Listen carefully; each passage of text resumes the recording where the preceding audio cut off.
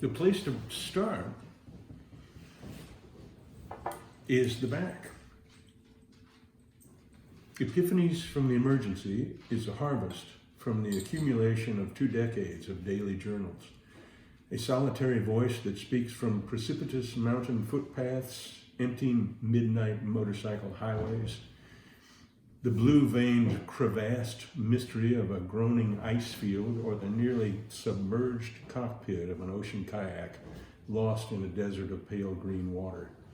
Equally, it is a voice that speaks from a world of Puccini arias, Shostakovich string quartets, of poems of Rilke and Lorca, within the matrix of daily pages of lists and chores and planned way stations.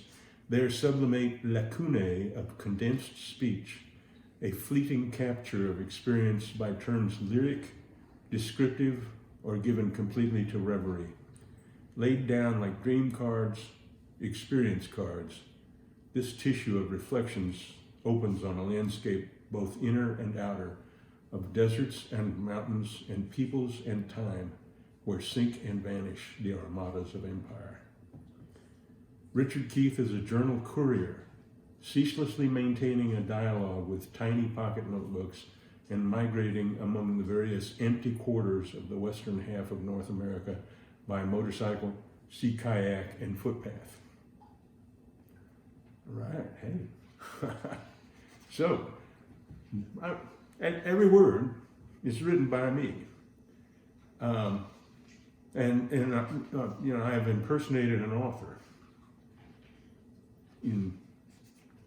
embodied in this book, and now I impersonate my own editor. So here's an editor's note, the very first page of the book. And people ask me, who was your editor? That's incredible writing. I never got an editor because I never even got an agent. So here it is, editor's note. More than 15 years ago, I had my first encounter with the writing now in this book. The author, attending a meeting among a room full of people, was invited to give an impromptu reading from one of the notebooks he was always seen writing in and carrying in his shirt pocket. The selection he chose had the title Partisan. The experience of his reading was for me like being in a low-altitude weather satellite over the plains and watching thunderstorms spontaneously pop up, because only a few sentences into his reading I began to hear hiccups in someone's breathing, then clear sounds of sobs, and suddenly people scattered throughout the room with crying openly and out loud.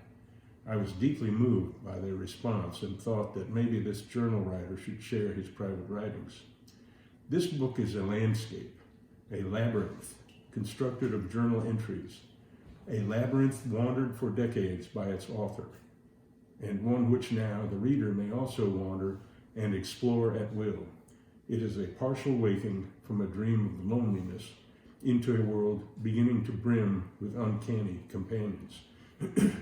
To read this book carefully is to live the life right beside the author, to see the sights and have nothing explained. I am surprised to find that only by reading and then intensively proofreading the manuscript have I come to possess the language it takes to perceive and describe its value. In the final proofreading, I learned something new.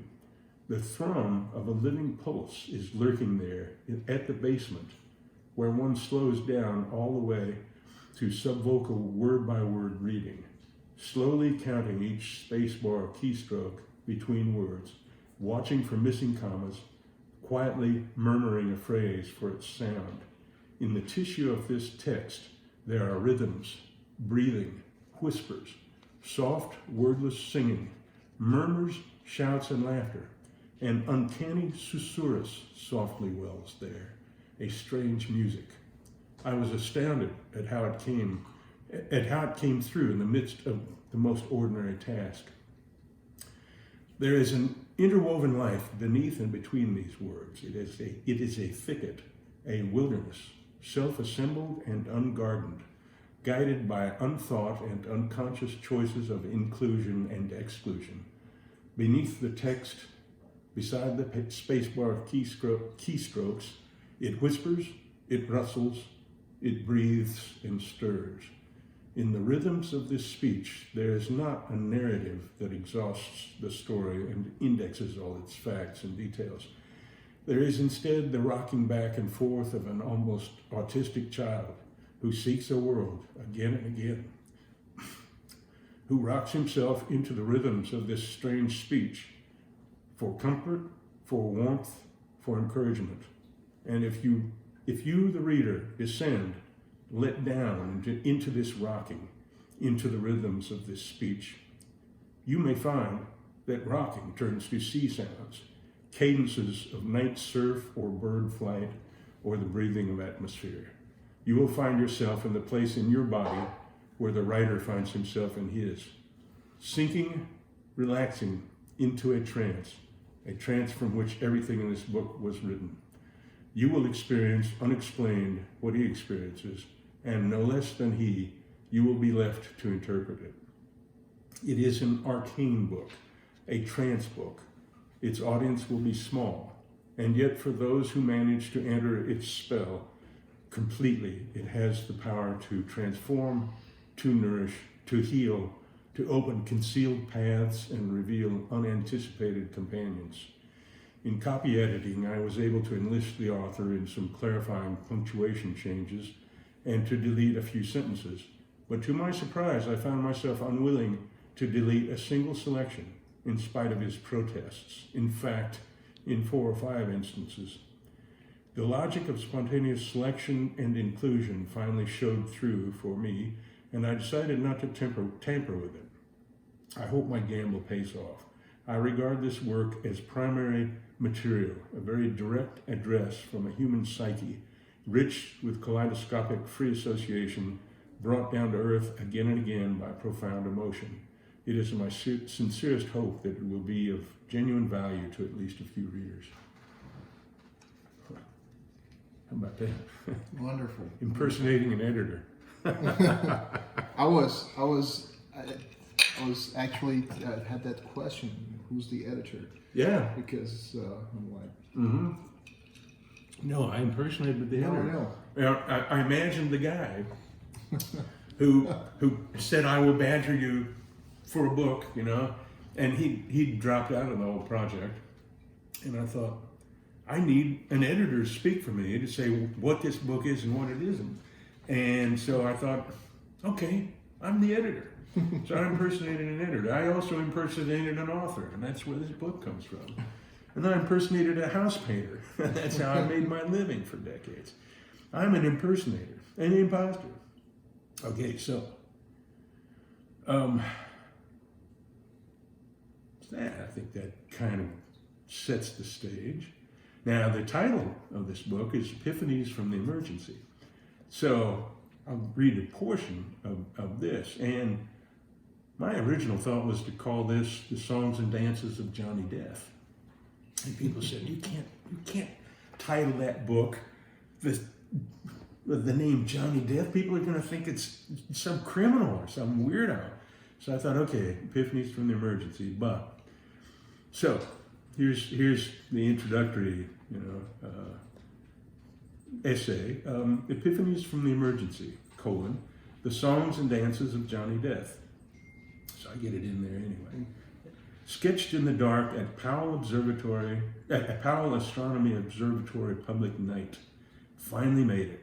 Worn out, midnight and 30 motorcycle miles from home on 3 hours sleep. But by God, I've seen the M13 globular cluster of Hercules and the planetary nebula of Lyra in the very flesh. Direct photon contact, or something, one guy says. These hardcore star watchers are into the mysterium of incorporating actual photons from a star body beyond the shores of time, a communion cup of the gods, optico-retinal incorporation, another communion channel for your cutting-edge chalice technology. What a hell of a cup, all the ways it can be filled. Powell's 30-inch scope is astonishing in its resolution. M13 viewed as 500,000 stars in a tight octopus sprawl of separate, tiny, minuscule, and microscopic globules of diamond light, crafted live and late by thousands of years, right before my eyes. M57, the Ring Nebula, is an exact samba chiffon puff of late night 2 a.m. Yaniji Turkish tobacco cigarette smoke ring, freeze framed in momentary stillness, wafting in. I'm going to read that again. Is an exact samba chiffon puff of late night 2 a.m. Yaniji Turkish tobacco cigarette smoke ring, freeze framed in momentary stillness, wafting in the dead, silent, reeling airspace of a back alley Istanbul cat house coffee house. The experience is worth the price of admission. The cold highway ride home, half sound asleep and imperiled, fighting my way home like the 44th Panzer Division, clawing its way across France in grim flight from Normandy's victors. What angel gets me home on nights like this, stalked by a grim reaper in the guise of cozy, shut-eye sound sleep at 60 miles an hour? Das alle war Auftrag, Jones. I was trying to say, before this preamble ambulated its way into a damn screenplay novel, that I've got the sketch, caught in the dark by an Oldsmobile trunk light in the dark observatory lot after 30 miles of forcing cone meditation. The sketch, I say, of the Epiphanies and Dances entry essay. How do I work? For the record, and if it matters, I write to myself every day, hours, 5,000 pages plus and counting. Just the last dozen years. It's how I keep my heart and lungs pumping. It works too, like you can't believe. It's easy to rip this stuff off, pour it out, just talking to myself. It's hard as hell to centrifuge it out, spin it off as an afterthought artifact. Maybe somebody wants to know. There is that technology out there, keep you alive on a frigid night, combat rations, emergency food, a dense miniature fire, emergency puncture repair kit for a ripped psyche. Some there are who have traveled with me and lent me their emergency kits. Rilke, Thomas Wolfe, Solzhenitsyn, Conrad, Petrarch, Sandrara, Hölderlin, Lorca, even Stephen King and Henry Miller. In the event, it has all been raw journal entries, thousands of tiny pages, written on the fly, often on motorcycle, sometimes even on the roadside at night, astride an idling machine in the middle of some lost night desert when I can't possibly afford the risk of losing the key words that accompany some mind-slaughtering insight process, some particle string, association string, psyche DNA sequence that has already altered with its homeopathic, least concentrate, ultra-high octane leverage the course of my life, or so it seems at the moment. So I throw out the shakiest field expedient pontoon bridge of words and phrases scribbled on paper scraps to catch the structure of the concept, the image that just now haunted my stream of mind.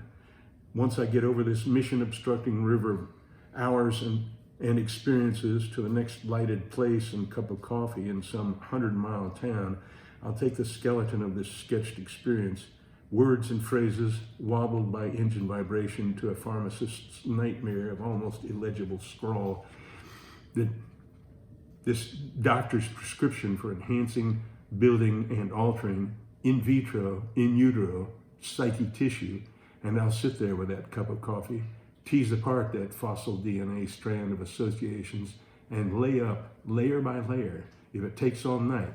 Lay up, I say, layer by layer, like the finest painstaking Edo lacquer bowl, another slice of experience, discovery, insight, image, and memory that now shoulders aside the entire content of a psyche, be it bully newcomer or tentative tender refugee, and becomes another living building block, new cell growth of an expanding human psyche. You feel that temblor, you feel that shouldering aside, that minor earthquake of everything being moved and everything being re-networked in new intimate cross-referencing. That's an epiphany from the emergency, cowhands. Bravo! Wow. All right. Bravo. Wow. How about that craziness? Oh my goodness. Damn, boy. Oh, Well, speechless. Check it out. All right, so Jaw on you the like. floor. I think maybe having it red makes a difference, doesn't it? How can you make the best even better? That's the example. Huh, sweet. So there you go. All right. So Wow. You know, I was thinking we really, really, really need to reignite that memory by some sky watching. oh yeah, Jesus, no kidding. No 30-inch telescope. No, I know, but yeah, 12 I mean, I had inches that same experience. And just seeing those blue stars. Baby stars, yeah. Yeah, I mean, I'm same deal, same deal. We're gonna do it. Sweet. Well, wow. I can finish that, or I can stop there and go to something else. What do you think? Whatever. We are going to follow your lead. You know what? We could put this on YouTube. We can definitely do that. This reading, you know, and make people hungry for this book. What do you think of that crazy? If you're okay, we can put it Yeah, on YouTube. why not? What the hell? I mean, Sasha's it's into published. social networking, and says that's something that Creating Richard's brand. right. Yeah. We can even do some intro graphics for you and stuff. Huh. He's good. I mean, it's a published book, you know. This could be the teaser. This could be the preview. if you don't mind, we will